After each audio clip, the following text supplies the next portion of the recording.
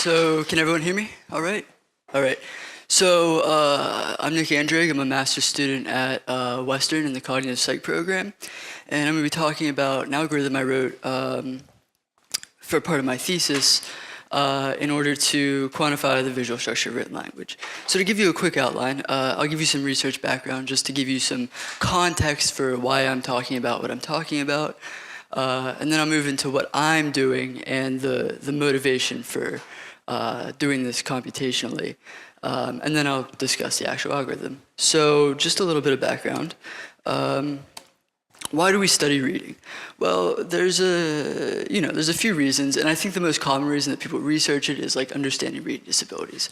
There are different types of dyslexia, different types of things that people develop with or they acquire through like brain damage, stroke, stuff like that. And we want to understand what's going on. But then there's more technical reasons that we want to study it, like understanding natural language processing. So recent models that try to process and understand language are trying to incorporate more and more aspects of context to try to improve these models. And so with this sort of research, we can add, basically a little bit more context. And of course, just because it's interesting, just the pure academic interest, which is basically why I do it, because, why not? So when we look at English reading, we have what we call a cooperative division of labor. There's basically two ways we can read. We can take a written word, the orthographic form. We can compute the phonological form, like the sound form, and from there we can get the meaning. But then we can also go directly from a written form to a meaning. So if you're reading, a word you don't usually encounter, you might have to decode the individual sounds and figure out what the word is.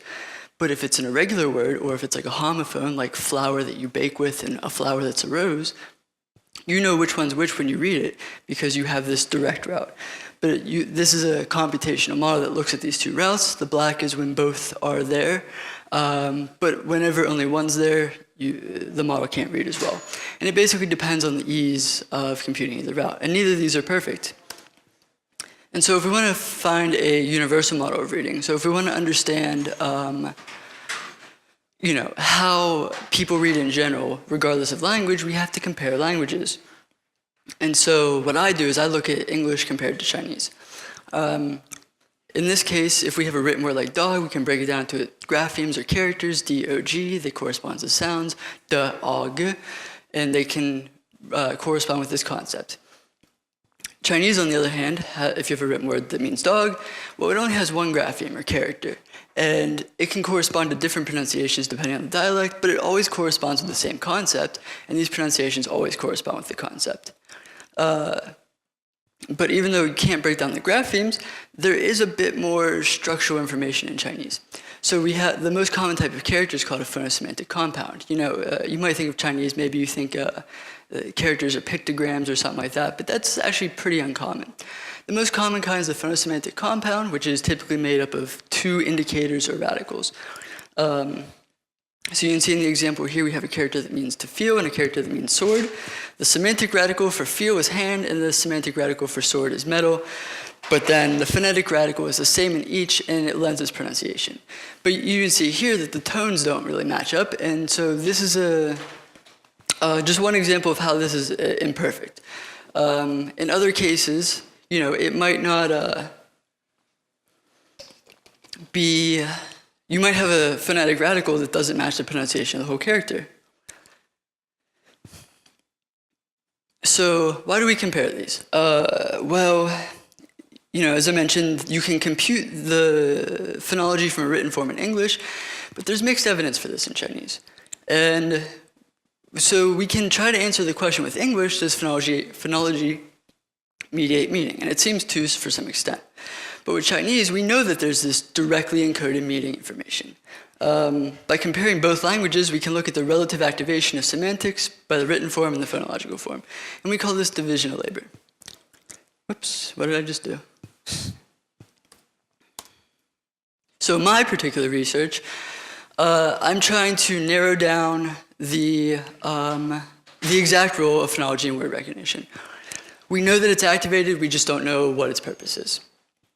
And so I'm doing this with a task called the maze task. How this works is a participant will be presented with 2 words on the screen at a time, and they have to pick the word left or right that matches up with what fits into the sentence so far. So you can see here they would pick the boy ran, because the boy house is not a sentence. The boy ran car is not a sentence. So I'll give you an example of this, and so I'll ask for some audience participation. I'll display the 2 words on the screen, and then just, shout out the word that fits in with what we've seen so far. So, she ran 4, 7 miles. So you get the idea that they're basically given a sentence, and they have to figure out what the sentence is and pick the correct words. Well, the critical manipulation here is that I want to compare words that are very similar, but they don't sound the same. So you can see here these characters mean 2 very different things, and they have 2 very different pronunciations, but they look very, very, very similar. And an analogy in English would be like beach and bench. If you take beach, you can replace this 1 letter, and not a whole lot changes between the 2 things. This is, in English, it's hard to come up with exact examples like this where the pronunciation is completely different, because if they share letters, obviously they're going to share some pronunciation. But the idea here is that if we can present people with characters that look very similar, but they don't sound the same, well, maybe they'll use the phonological information. You would expect that if they look the same and they sound the same, it's going to take them a really long time to figure out which one to pick. But if it's they look the same and they sound different, if they're using that encoded information that's below the level of the character, then they're going to read it faster.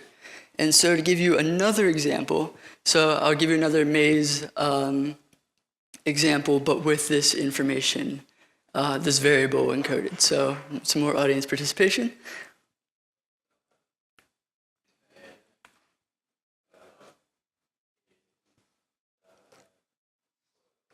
So you can kind of see that everyone took a little bit longer to read soil there, because the words look a lot alike.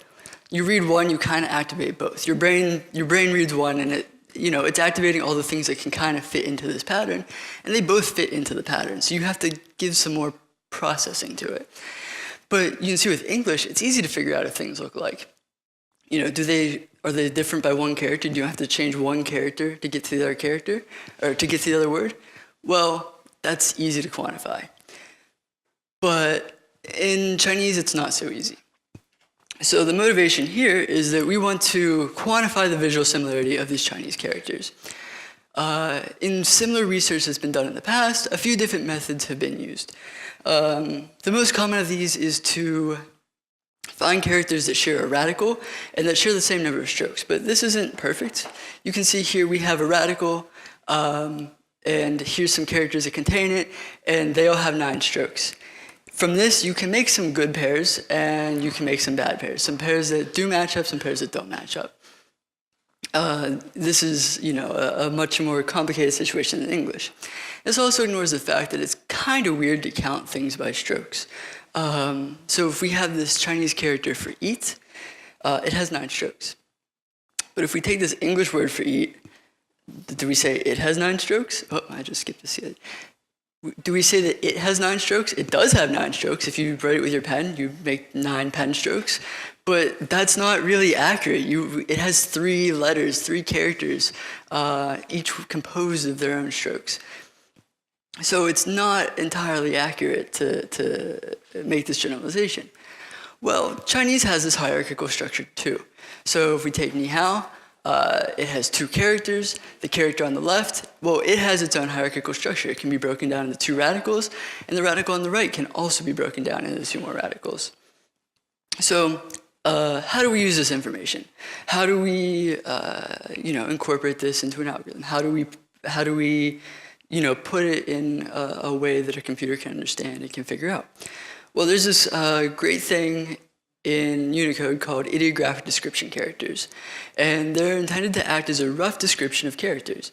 And so you can see here the 12 characters in this range. And they describe the various relations of how components can be.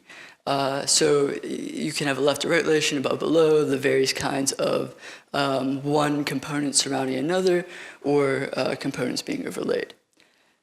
And so if we look at our previous example, we can take ni, and we can break it down into a left and right relation, and the character on the right side of that can be broken down into an above to below relation.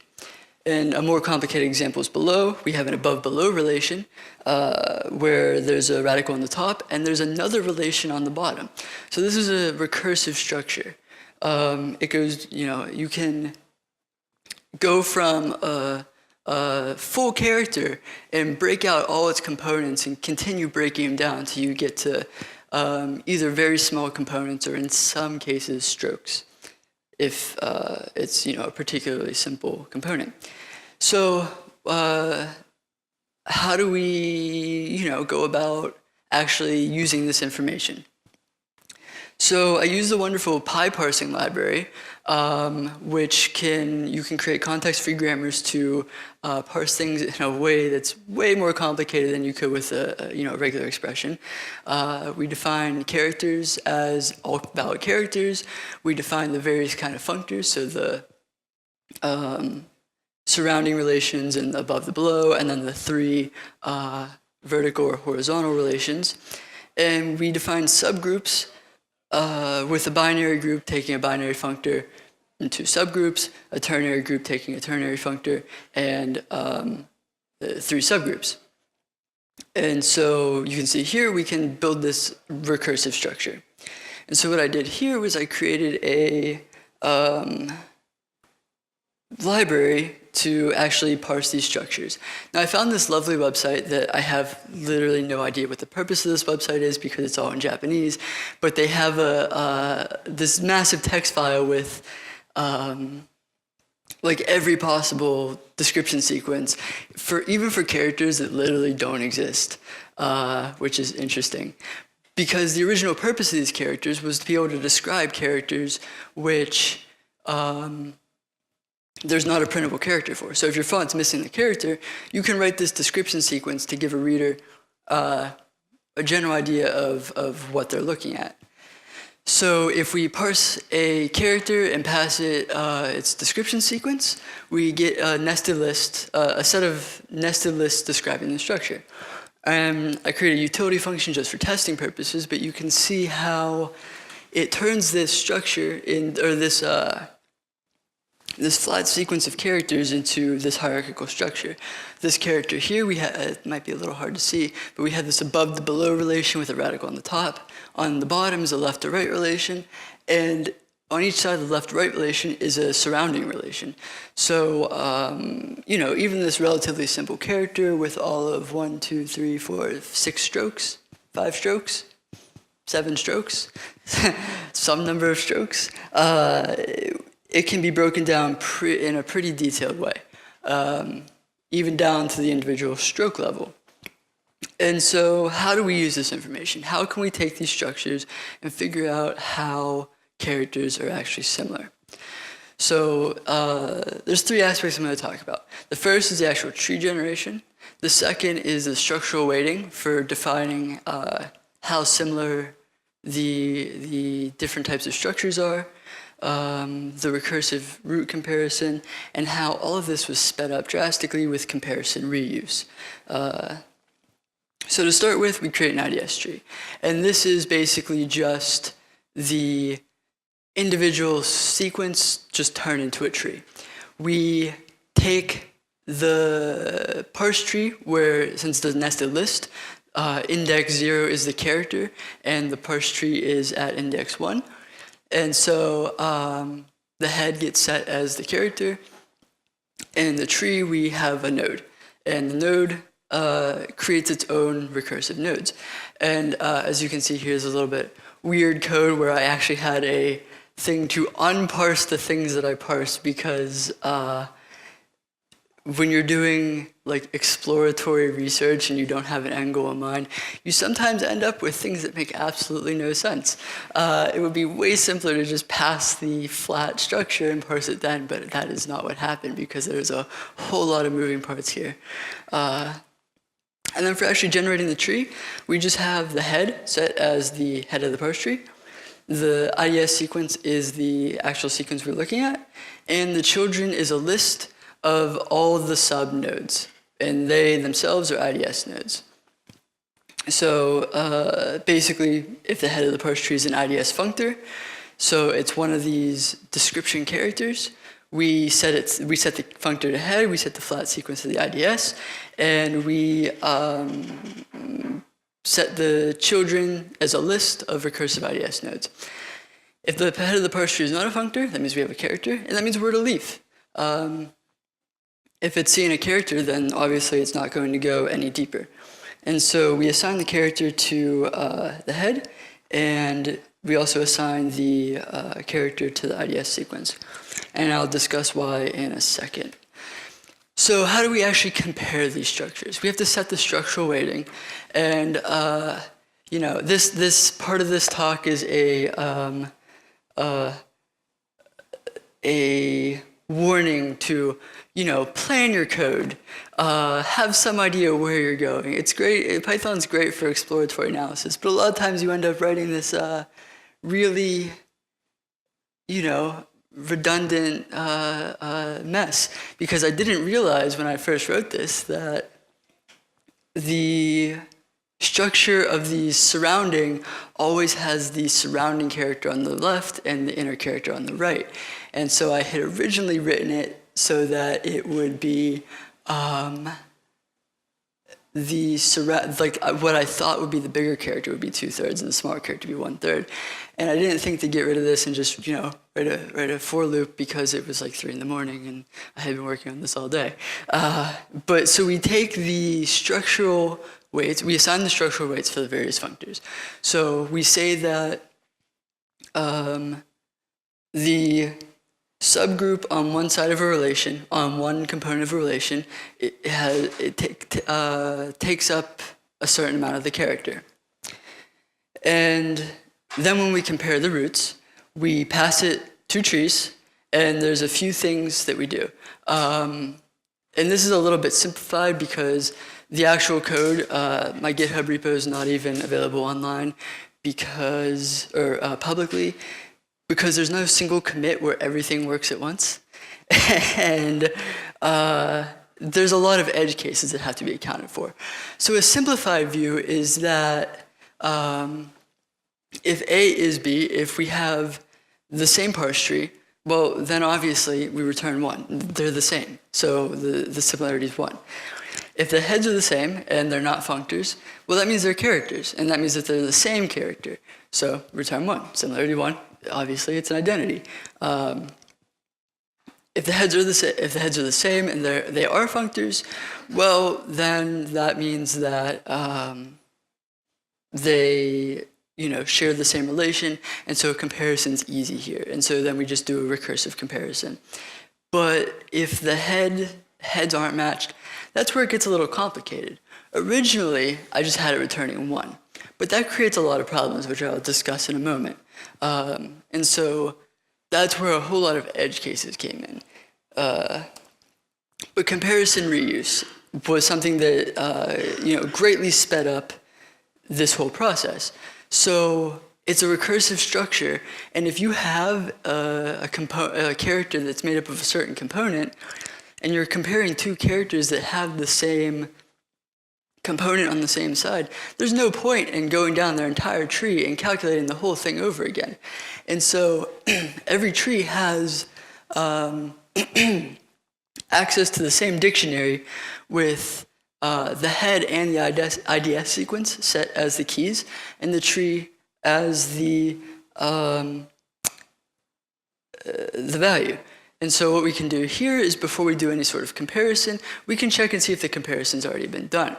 But this particular thing also has a different advantage, because in a lot of cases, characters will be defined with a left to right relation, and they'll be defined down to one level. But then that component might itself be defined more. And so we don't want to, when we build all these trees, we don't want to, stop at the top level because that's where it stops. If there's a further, there's further depth to the tree, we want to find it and we want to be able to parse that. So tweaking so there was a whole bunch of edge cases that had to be accounted for. The original version that I had talked about was about 100 lines, 150 lines, and now it's about 500 lines because there are a lot of edge cases. But so pure structural similarity weighting left at 0. And that's a problem because, you can have characters that have a different relation, but they still are very similar, and you don't want them to be penalized because of a slightly different relation.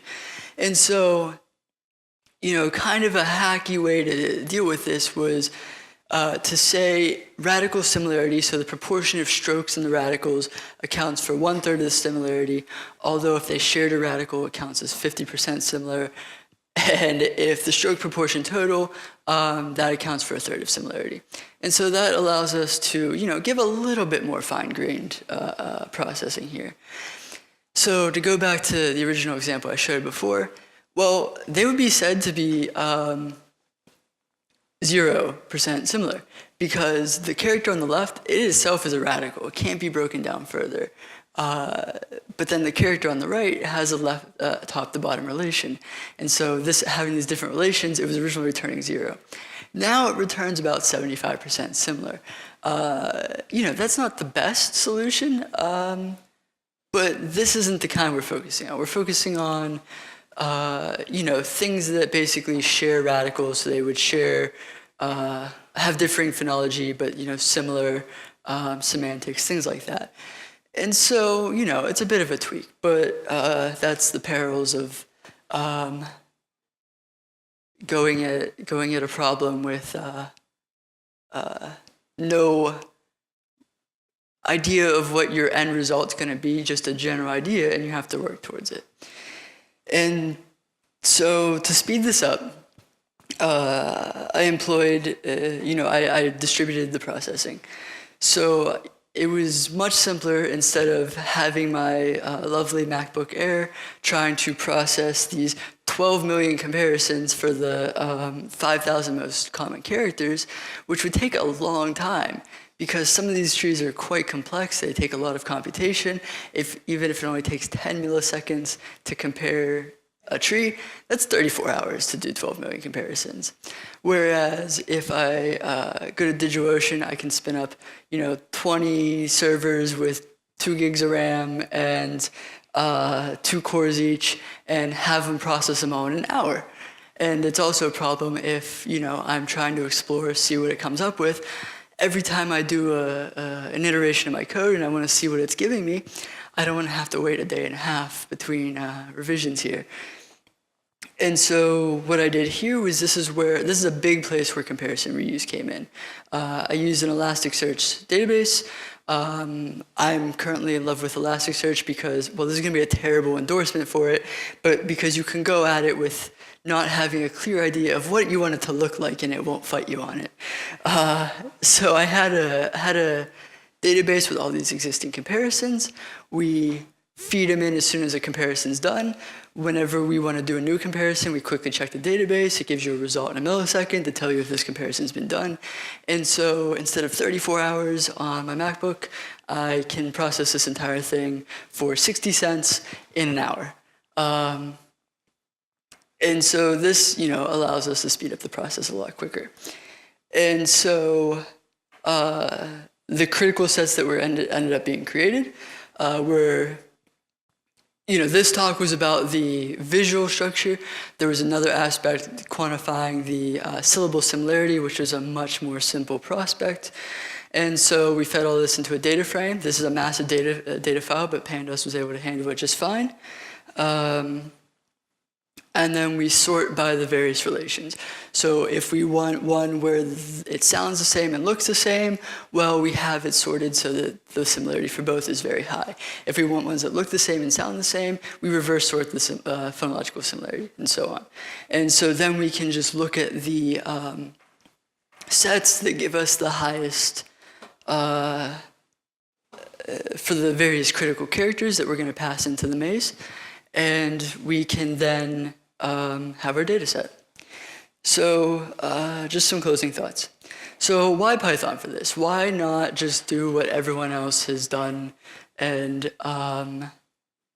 just look at, you know, radical similarity and stroke similarity? Well, I'm skipping ahead there.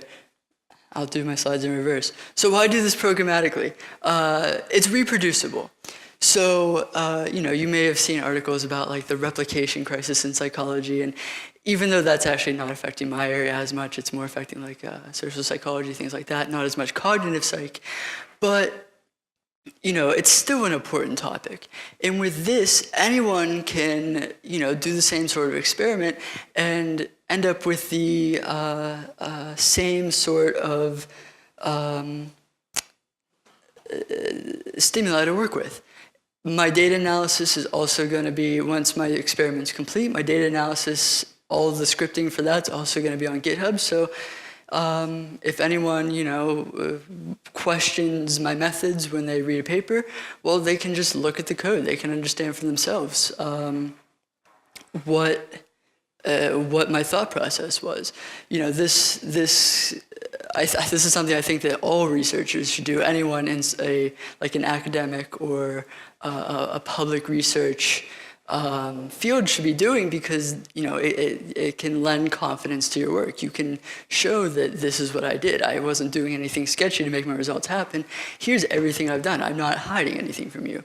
And there's also flexibility. So a small change in the pipeline doesn't require starting from scratch. At one point, the way I was originally going to choose my critical sets was you know, a slightly different parameter, and after I realized that that wasn't really untenable, or that was untenable for the task that I was going to be doing, well, I didn't have to, you know, go through by hand and create 100 more sets tediously. I could just change the code, run it again, and I have what I need. And so, you know, why is Python great for academia? This has basically been a case study on using Python for research purposes and the advantages it has. So it's just easy to experiment. As I mentioned a bunch of times, I have some weird code because I had a general idea of what I wanted my end goal to be, but I didn't know how I was going to get there. I didn't know what my roadmap was. I didn't have a plan of attack because it's a new idea. And so Python is very flexible in that way. I can change my parameters and it's just a code tweak, or I can, you know, realize that something's not working and I don't have to go back and start from scratch. It's just a small tweak to change everything. I have like 6 or 7 total things in my pipeline to get to my experiment. And it would be a pain if this first thing I was doing, I decided that I needed to change something, and so I had to redo everything. But it gives you flexibility that, you know, you might not otherwise have. Here's a screenshot from the repo. As you can see, there's just a mess of files with various ideas that I was working through, and, you know, working with these is simpler because I can just you know, import what I need at any given time, and as I'm working through my thought process. And this is, you know, something that you can't do by hand, and this is something that would be, you know, more difficult to do in other languages that aren't quite as flexible. So the takeaway message here, after you've seen this case study on using Python for academic research, is that it's great to explore new solutions to old problems. And it's great for experimentation. Every sub-problem that I broke this whole problem down into there's a tool for it already. I didn't have to create anything from scratch. The actual algorithm is, completely novel, but the various components that bring it together are things that are already out there. Parsing for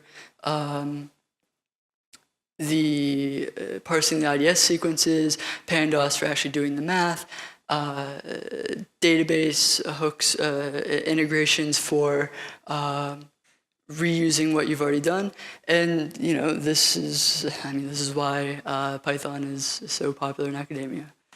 Thank you.